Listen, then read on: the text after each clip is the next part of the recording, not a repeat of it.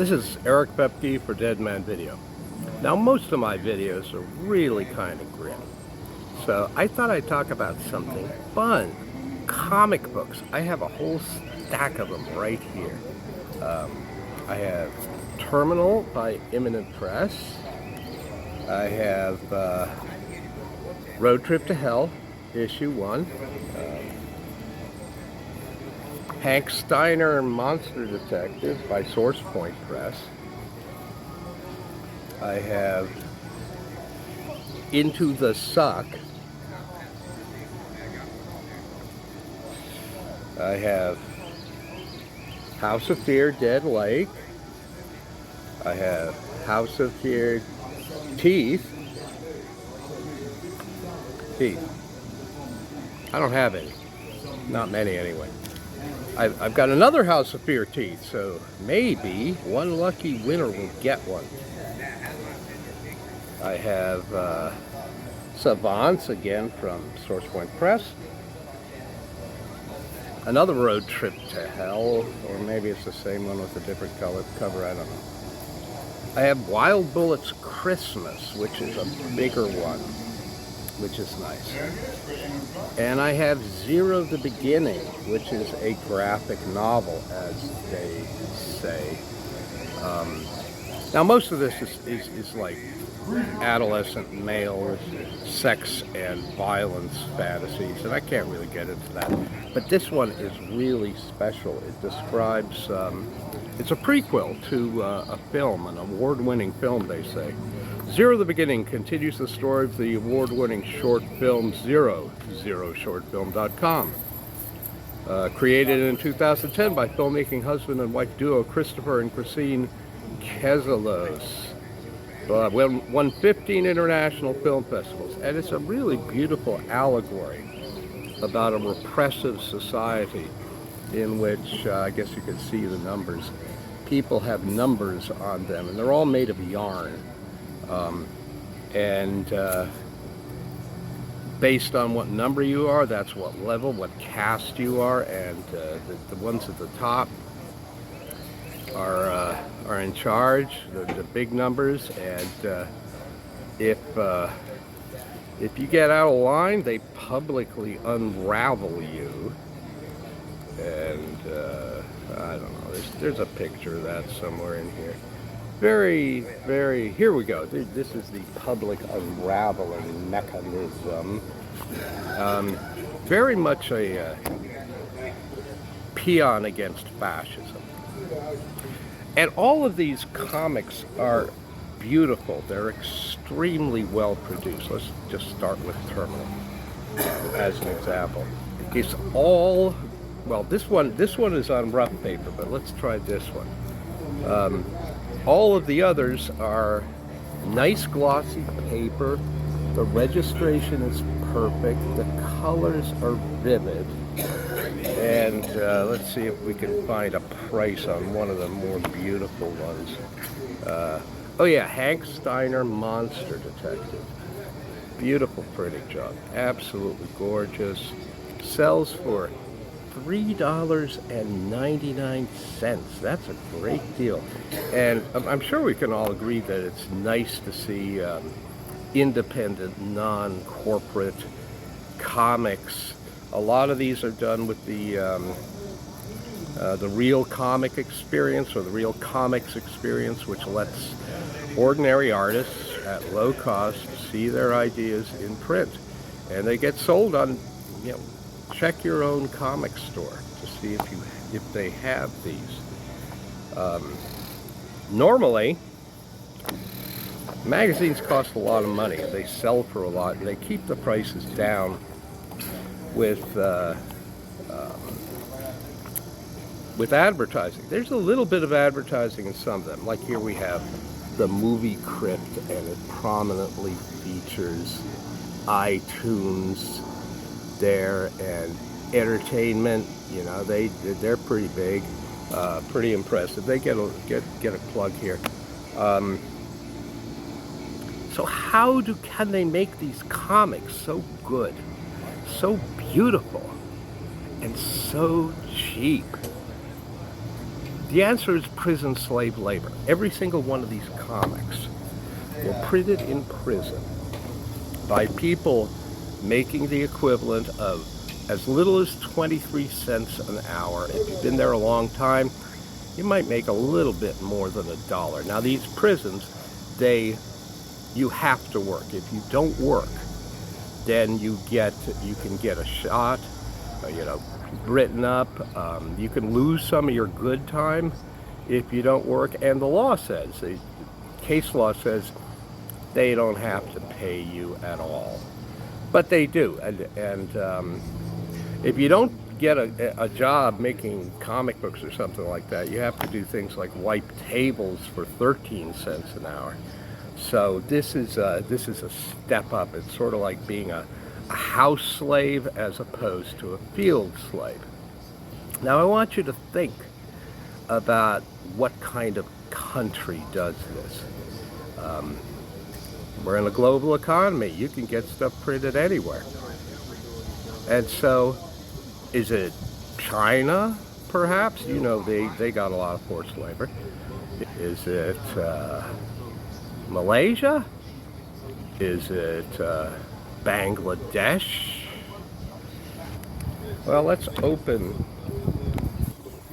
one of these comics and see where it's printed. Printed in the USA by Crocken Print.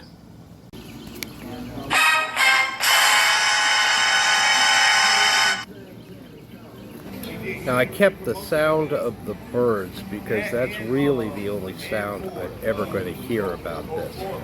So, I have personal knowledge that all of these were printed at the Petersburg prison in Hopewell, Virginia, because I was there. Not a single one of them is labeled as having been printed in prison. I was the guy making 13 cents an hour. I'm not a veteran, so I didn't get the props to go to the big time and become a house slave. But I had friends there, and every one of these was smuggled out of the Unicorn plant there. There are unicorn plants pretty much everywhere. Most federal prisons, I don't know of a counter exception, but I'm not going to bother looking it up because you don't care anyway. So most of the products are labeled saying it's printed at Unicorn, but these are absolutely not labeled in any way at all. So it got a little harder to get these later on. They tightened up security. I'll show you something else once that's really precious. But, so how did American law? Well, now I know how your brain works. That's because I study cognitive linguistics and its application to politics. And I can hear the gears going in your head. America is a wonderful land of opportunity, and we have a constitution. It's the home of the land of the free and the home of the brave, or liberty and justice for all. All of this stuff you tell yourself over and over again. So you cannot interpret this as prison slave labor. You're going to think of some other way to look at it and say, gee, I don't know, what is it? Oh, it's a wonderful work training program for these poor prisoners. Unless it's an entitlement that we got to get rid of so that we can have lower taxes. Yeah, I kind of figured. But let's go on anyway. How did the U.S. government get to this point? Well, I am indebted for much of the history from an excellent organization called Worth Rises. I think they're still on Canal Street, my old haunts. I used to buy electronic surplus there all the time. I think they still have a couple of plastic stores there. Great people, send them some money. So my prison friend Mosmeyer, it means gong farmer, suggested when we were discussing the Constitution that the purpose of the Constitution was to ensure that slavery or something like it would remain there forever. After a while, we had a civil war, yada, yada, yada, and the passed the 13th Amendment, which you probably think eliminated slavery, but it didn't. It eliminated slavery except for convicts.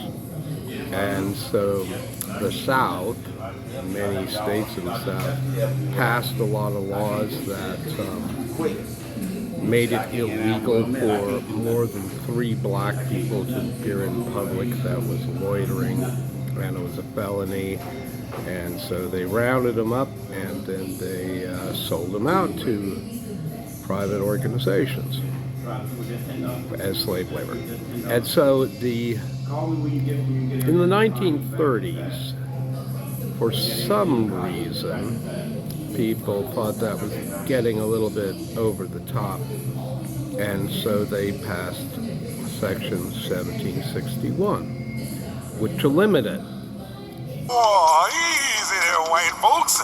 Skrota is now working hard to bring back the days of the halcyon South. And it accepted agricultural stuff and farm equipment because, well, you know, and it exempted service jobs because, well, you know. So where do comic books fit into this? And glasses and plates and all the other things they do. Well, the important part of this is one section of 1761, which you can read here if you're a big reader, and that was passed in 2011.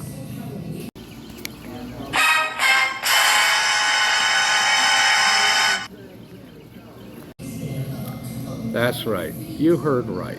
About, Obama signed an executive order soon after election preventing the importation of foreign-made slave labor, but come on, that's not going to work with the United States. And so 5 years later, he signed legislation to bring slavery home again because now if you're a Repugnocrat, you already love prison slave labor because the only way to instill morality is to hurt people. If, on the other hand, you're a Repugnocrat, which is, of course, totally different, you're too busy yammering about how the Repugnocrats are ignoring reality that you'll never notice reality yourself. The only thing you agree about is the importance of a shower. So have a token, a smile. You'll get your shower later. Thomas's promises. And if a miracle happens and somebody actually interested in their rights sees this, please give a big bag of money to my friends at the Foundation for Individual Rights in Education. They are fighting for the rights that your fellow Americans don't want you, or in fact them, to have. And that's all I gotta say.